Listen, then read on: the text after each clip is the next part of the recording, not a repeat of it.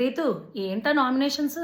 ఆ చెత్త రీజన్స్ ఏంటా నామినేషన్స్ చేసే పద్ధతి తెలీదా? ఇంతవరకు 6 వీక్స్ అయింది నువ్వు హౌస్లోకి వచ్చి. ఎలా నామినేషన్ చేయాలో కరెక్ట్ రీజన్ చెప్పాలో నీకు తెలీదా? బర్నీ గారిని నామినేట్ చేసావు. ఫస్ట్ ఏమని చెప్పావు? నీకు ఆయన మీద ఉన్న ట్రస్ట్ పోయిందా? నీకు హెల్ప్ చేస్తాన్నారా? కెప్టెన్సీ టాస్క్లో నీకు హెల్ప్ చేయకుండా రాముకి హెల్ప్ చేశారని చెప్పేసి ఆయన మీద ఉన్న ట్రస్ట్ పోయింది నాకు అని చెప్పేసి చెప్తున్నావా? సెకండ్ వీక్లో కెప్టెన్ అవ్వాల్సిన భరణిని అవ్వనివ్వకుండా చేసింది అప్పుడు సంచాలకుగా ఉన్న నువ్వు అప్పుడు సంచాలకుగా ఉన్న నువ్వు రాంగ్ డెసిషన్ తీసుకోబట్టి నీకు పవన్ మీద ఉన్న ఇదితో తన్ని అప్పుడు కెప్టెన్ చేసావు. అప్పుడు ఆ కెప్టెన్సీ టాస్క్ కూడా క్యాన్సిల్ అయిపోయింది అనుకో.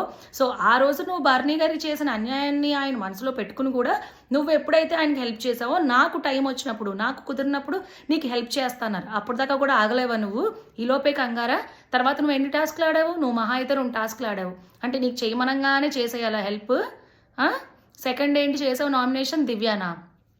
నీకేంటి వల్ల నిన్న పొద్దున టిఫిన్ లేట్ అయినందుకు నువ్వు దివ్యాన్ని నామినేట్ చేసావన్నమాట.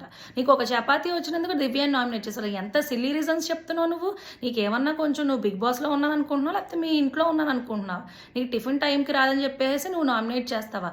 ఏమన్నా రీజన్కి అసలు అర్థం ఉందా?